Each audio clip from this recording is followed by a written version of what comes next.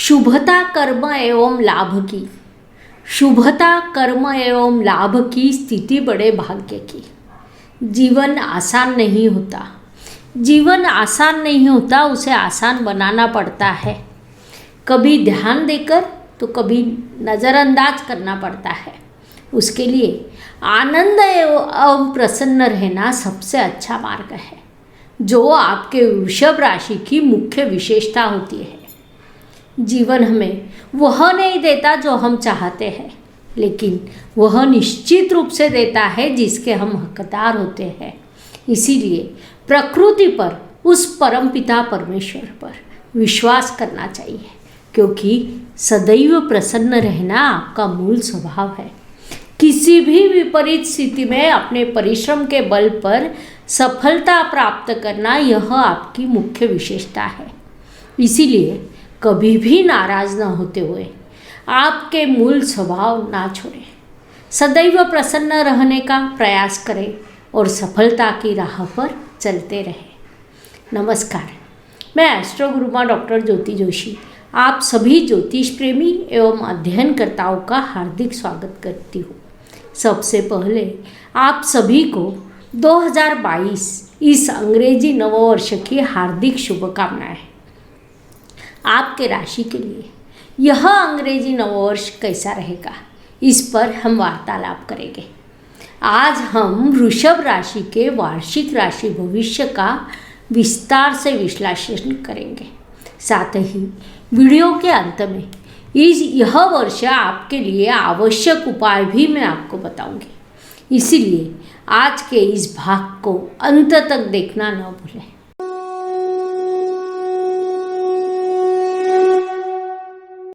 आने वाला नववर्ष आपके राशि के लिए कैसा रहेगा, यह समझने के लिए ज्योतिष प्रेमी अत्यंत उत्सुक होंगे।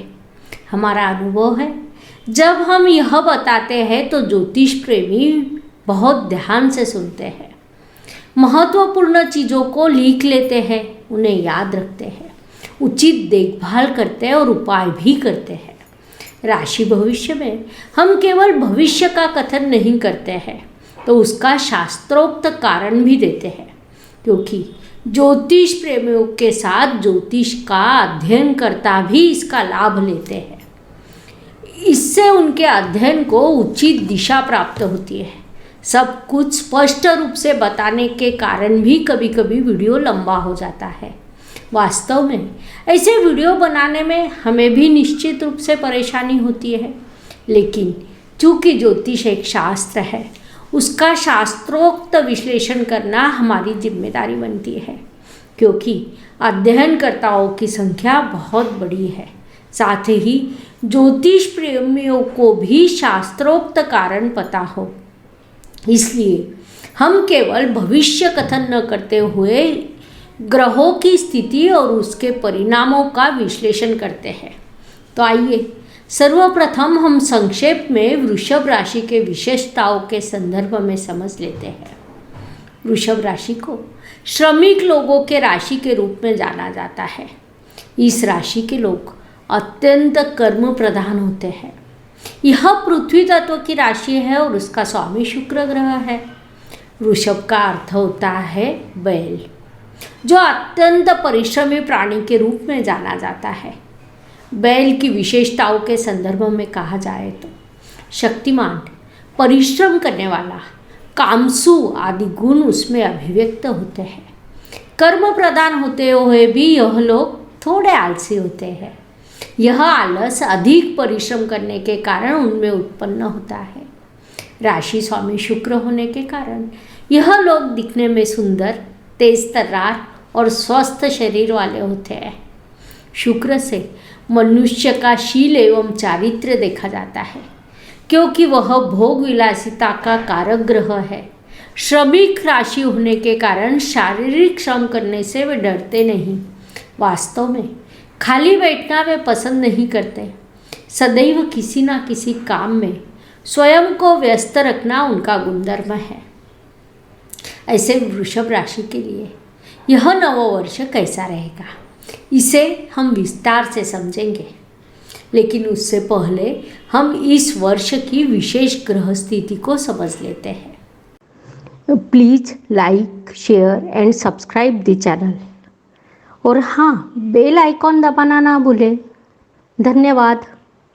इस नववर्ष के सबसे बड़े एवं महत्वपूर्ण बदलाव अप्रैल माह में होंगे।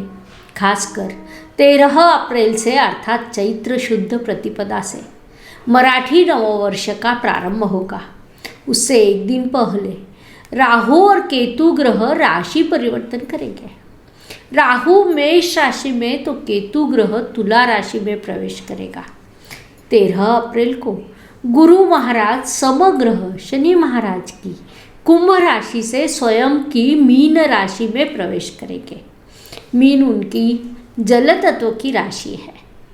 निसर्ग कुंडली के मोक्ष त्रिकोण के द्वादश स्थान में प्रवेश करने वाले गुरु महाराज की यह अत्यंत शुभ स्थिति मानी जाती है। उसी समय 29 अप्रैल को शनि महाराज भी स्वयं की कुंभ राशि में प्रवेश करेंगे, जो उनकी बुद्धिमान राशि मानी जाती है। शनि महाराज न्याय के कारक ग्रह के रूप में जाने जाते हैं, उसीलिए उनका यह राशि परिवर्तन महत्वपूर्ण रहेगा। अप्रैल माह के इस महत्वपूर्ण बदलाव के अलावा अन्य ग्रह जैसे मंगल, बुध, रवि, शुक्र यह सामान्य रूप से एक महीने में राशि परिवर्तन करते हैं। उस अनुसार उनके प्रभावों की दिशा बदलती है।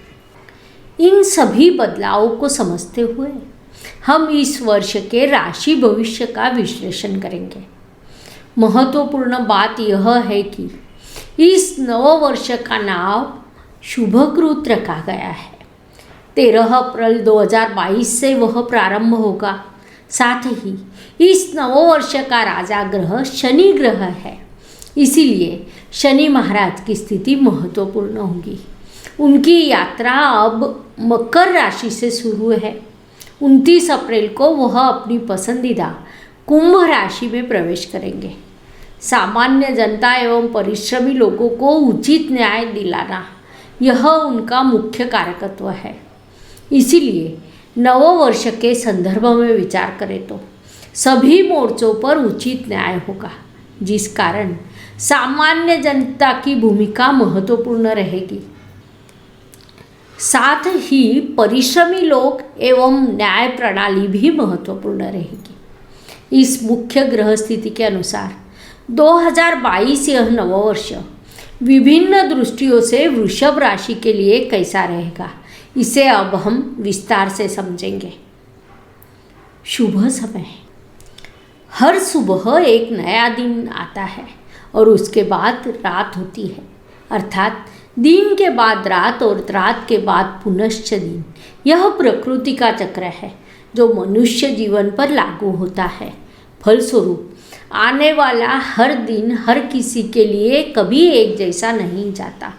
फिर भी पूरे साल में कुछ समय निश्चित रूप से शुभ होते हैं।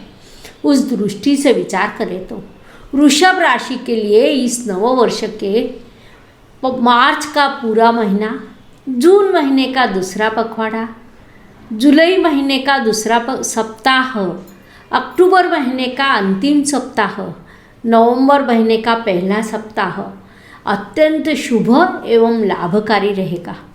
इसे ध्यान में रखते हुए आपको इस वर्ष में महत्वपूर्ण कामों की योजना बनानी चाहिए। इस शुभ समय की शुभता को वृद्धि करने के लिए मैं आपको वीडियो के अंत में अत्यंत सरल उपाय बताने वाली हूँ। आप सभी उसका लाभ उठाएं। व्यक्तित्व की दृष्टि से विचार करें तो अत्यंत शुभ स्थिति के होने के बाद भी इस नववर्ष के प्रारंभ में अर्थात जनवरी के महीने में उन्नति के पथ पर चलते हुए आपको थोड़ा संघर्ष करना पड़ेगा।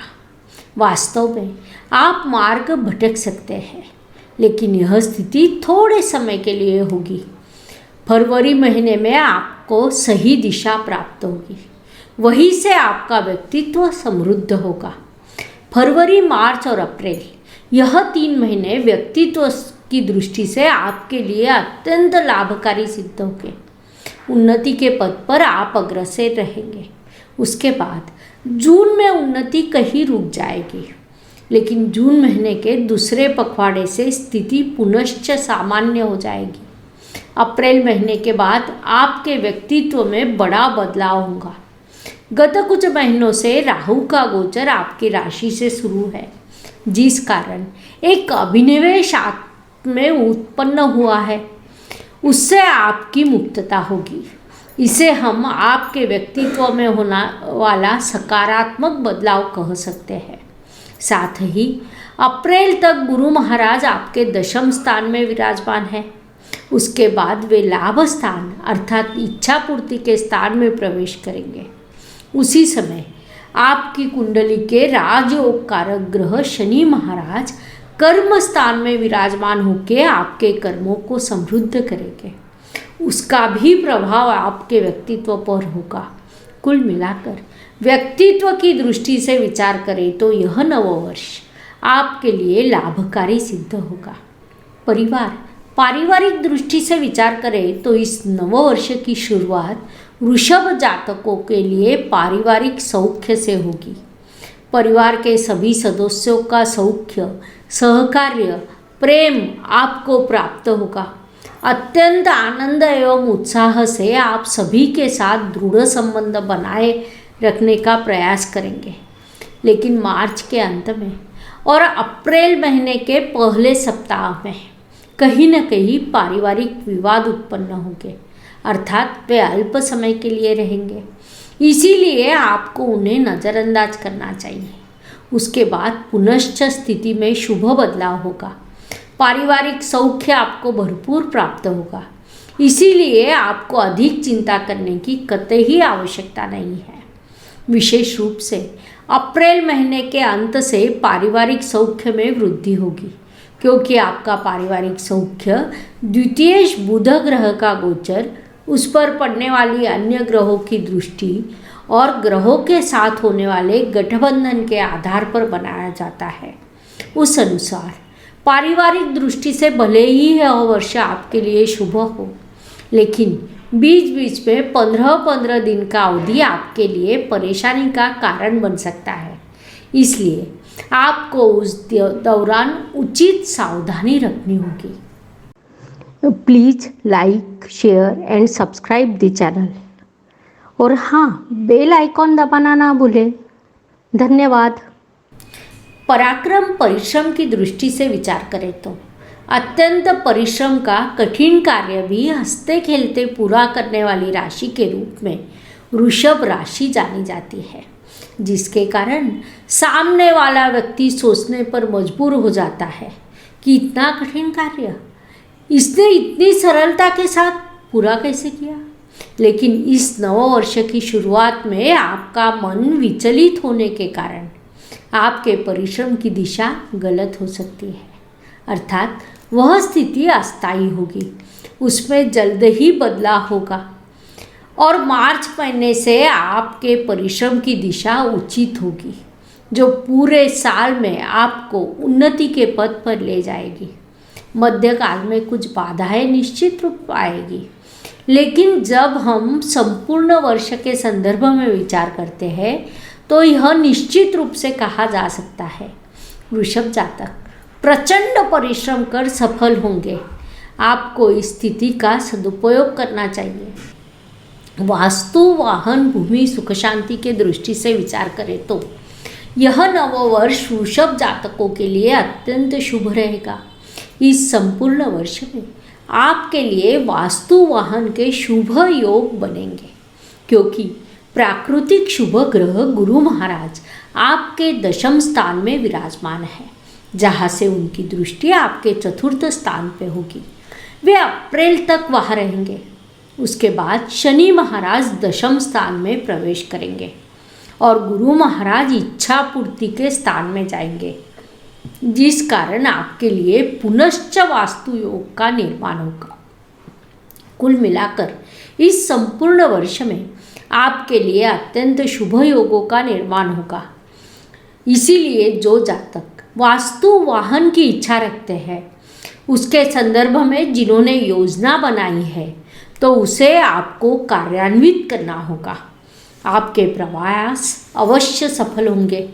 गत 2 सालों में आप उन्नति की 2 सीढ़ियाँ नीचे उतरे हैं। उसकी भरपाई होकर आप अधिक ऊपर जाने वाले हो।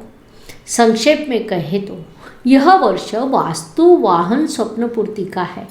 आपको उसका लाभ उठाना चाहिए। शिक्षा एवं इष्ट देव के सहयोग की दृष्टि से विचार करें तो इस नव वर्ष में वृषभ जातकों को बड़ी सफलता प्राप्त होगी, क्योंकि वर्ष के प्रारंभ में ही आपका पंचमेश बुध ग्रह पंचम स्थान में विराजमान होगा, जो अत्यंत शुभ स्थिति मानी जाती है। 6 मार्च तक पंचमेश वही रहेगा। उसके बाद पंचमेश का गोचर दशम स्थान और उसके बाद लाभ स्थान से होगा। बुध ग्रह जब लाभ स्थान में प्रवेश करेगा तो वह नीच अवस्था को प्राप्त होगा। ज्योतिष नियमों के अनुसार लाभ स्थान में विराजमान ग्रहों से शुभ फलों की प्राप्ति होती है। फिर भी मार्च महीने के अंत में और अप्रैल महीने के पहले सप्ताह में आपको अधिक अध्ययन करना होगा, तभी आपको अपेक्षित सफलता प्राप्त होगी। पूरे साल में आपके लिए प्रगति की स्थिति बनी रहेगी। केवल मध्य का अल्प समय आपके लिए संघर्ष से भरा रहेगा। गुरु महाराज 13 अप्रैल को आपके लाभ स्थान में प्रवेश करेंगे। वहाँ से उनकी दृष्टि आपके पंचम स्थान पर होगी, जो शिक्षा की दृष्टि से आपको बड़ी सफलता प्रदान करेगी। विशेष रूप से अप्रैल के बाद का समय आपके लिए अत्यंत लाभकारी सिद्ध होगा। इष्ट देव का पूरा सहयोग एवं आशीर्वाद प्राप्त होंगे, उसका आपको सदुपयोग करना चाहिए। स्वास्थ्य, कर्ज, प्रतिस्पर्धी, शत्रुओं की दृष्टि से सोचे तो इस नव वर्ष की शुरुआत आपके लिए संघर्षपूर्ण हो सकती है। शत्रु आपको पराजित करने का पूरा प्रयास करेंगे, लेकिन उन्हें उनके प्रयास करने दें। आपको उन पर ध्यान नहीं देना चाहिए, क्योंकि यह स्थिति केवल वर्ष के प्रारंभ में रहेगी। जैसे जैसे महीना आगे बढ़ता जाएगा वैसे वैसे स्थिति में बदलाव होगा। फरवरी के बाद आपके शत्रु पराजय का स्वीकार कर स्वयं ही पीछे हट जाएंगे। जो जातक प्रतियोगी परीक्षाओं की तैयारी में लगे हैं, उनकी परीक्षा अप्रैल मई के महीने में हो तो उसमें उन्हें अपेक्षित सफलता प्राप्त हो सकती है, क्योंकि मार्च महीने से ही आपके लिए बड़ी सफलता का समय शुरू होगा। किसी भी प्रतियोगिता में सफल होने के लिए वह अत्यंत शुभ समय रहेगा। स्वास्थ्य की दृष्टि से विचार करें तो जनवरी फरवरी में आपको अपने स्वास्थ्य का ध्यान रखने की आवश्यकता है। उसके बाद मई के महीने में यह स्थिति बनेगी, लेकिन वह अस्थायी होगी, इसीलिए उसकी अधिक चिंता न करें। ऐसा कहा जाता है कि बुद्धिमान व्यक्ति कभी भी कोर्ट कचहरी की सीढ़ियाँ चढ़ता नहीं। इस वर्ष आपको तो कतई चढ़नी नहीं चाहिए, वह आपके लिए हानिकारक हो सकता है। साथ ही किसी भी कागज पर हस्ताक्षर करने से पहले 1 बार नहीं, 2 बार नहीं, 3 बार विचार करें, उसे ध्यान से पढ़ें, उसके बाद हस्ताक्षर करें। यह आपके लिए महत्वपूर्ण रहेगा, क्योंकि कहीं न कहीं आपके साथ धोखा होने की संभावना है। इसीलिए आपको उस दृष्टि से सतर्क रहना होगा। नौकरी एवं व्यवसाय की दृष्टि से विचार करें तो गत कुछ सालों में वृषभ जातों की उन्नति कहीं न कहीं रुक गई थी। मध्यकाल में बड़ा संघर्ष करने के बाद आप यहाँ तक पहुँचे हैं, इसीलिए इसके आगे भी आप आगे बढ़ने वाले हो। इस नववर्ष में अतीत के नुकसान की भरपाई के लिए आप सक्षम होंगे, क्योंकि नौकरी एवं व्यवसाय में आपको बड़ी सफलता एवं लाभ की प्राप्ति होगी। आपको सामान्य रूप से अधिक कुछ प्राप्त होगा। उसके लिए आवश्यक परिश्रम की दिशा उचित रहेगी। केवल वर्ष के प्रारंभ में आप थोड़े से संभ्रमित हो सकते हैं, लेकिन उसके बाद विशेष रूप से मार्च महीने के बाद आपके उन्नति को गति प्राप्त होगी। अप्रैल मई के बाद कार्य क्षेत्र में और भी बेहतर अवसर आपको प्राप्त होंगे। आपको उनका पूरा उपयोग करना चाहिए। भाग्य की दृष्टि से विचार करें तो वर्ष के प्रारंभ में आपके भाग्य शनि महाराज भाग्य स्थान में विराजमान है। 21 अप्रैल को वे आपके कर्म स्थान में प्रवेश करेंगे। भाग्येश भाग्य स्थान में होने से आपको भाग्य का सहयोग प्राप्त होता है। साथ ही भाग्येश जब कर्म स्थान में प्रवेश करेगा तो वहाँ शनि महाराज की पसंदीदा कुंभ राशि आती है। उसी समय गुरु महाराज जैसा महत्वपूर्ण ग्रह आपके लाभ स्थान में विराजमान होगा। इस पूरे ग्रह स्थिति को जब हम देखते हैं तो भाग्य के दृष्टि से यह समय आपके लिए लाभकारी सिद्ध होगा। भाग्य आपको सूचित करेगा कि आप कर्म करते रहो। भाग्य का सहयोग निश्चित रूप से प्राप्त होगा, अर्थात आपका भाग्य पर निर्धारित रहेगा। इसे आपको विशेष ध्यान में रखना होगा।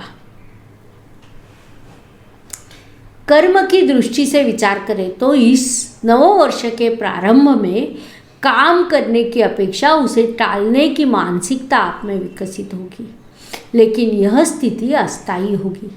फरवरी मार्च के बाद उसमें धीरे धीरे बदलाव होगा और अप्रैल के बाद आप अत्यंत कर्म प्रधान होंगे।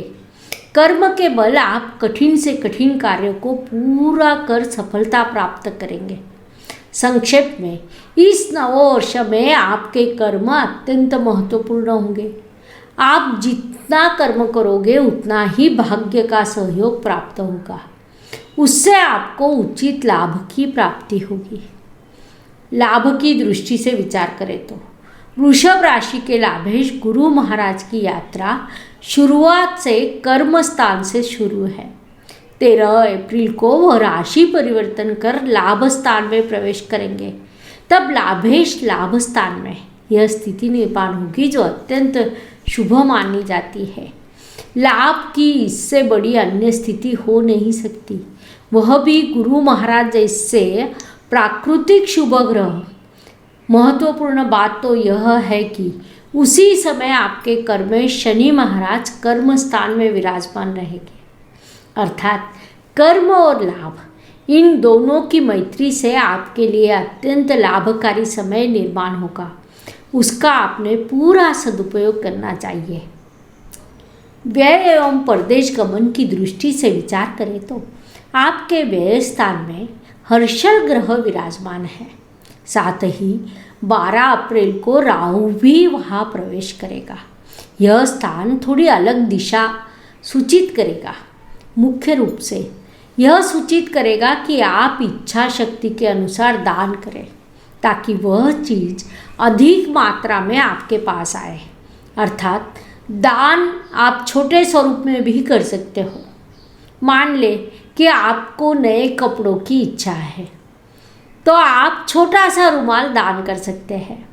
आपके कपड़ों की इच्छा निश्चित रूप से पूर्ण होगी। इसी प्रकार आप जो भी दान करोगे वह अधिक मात्रा में आपके पास वापस आएगा। इसीलिए आपको भरपूर दान करना चाहिए। अर्थात घर में कोई चीज़ पड़ी है उसे किसी को देना दान माना नहीं जाता। दान उचित पद्धति से होना चाहिए। खर्च की दृष्टि से विचार करें तो इस नववर्ष में कई बार अचानक बड़े खर्च का आपको सामना करना पड़ेगा। अर्थात दान की मात्रा यदि बढ़ जाए तो खर्च कम हो सकता है। जो वृषभ जातक विदेश में स्थित है उनके लिए एक अलग संघर्ष का अवधि निर्माण होगा। मातृभूमि की ओर उनका मन आकर्षित होगा। हालांकि अप्रैल महीने के बाद इस स्थिति में अत्यंत सकारात्मक बदलाव होगा। साथ ही अप्रैल से दिसंबर तक इन 8 महीनों में गत 2 सालों के नुकसान की भरपाई आप करने में सक्षम होंगे। उपाय की दृष्टि से विचार करें तो ज्योतिष शास्त्र में कुछ अत्यंत सीधे सरल और आसान उपाय बताए गए हैं। भले ही वह छोटे हो लेकिन उनका प्रभाव बड़ा होता है। उस अनुसार इस नववर्ष में वृश्चिक जातकों की दृष्टि से उपायों का विचार करें तो सेवा, दान एवं मंत्र, इन माध्यमों से करने वाले उपाय मैं आपको बताऊंगी। उसमें शिवलिंग पर काले तिल और दूध चढ़ाना आपके लिए अत्यंत लाभकारी सिद्ध होगा। शिवलिंग यदि पीपल के पेड़ के नीचे हो तो लाभकारी रहेगा, अन्यथा आप किसी भी मंदिर में जाकर यह उपाय कर सकते हैं।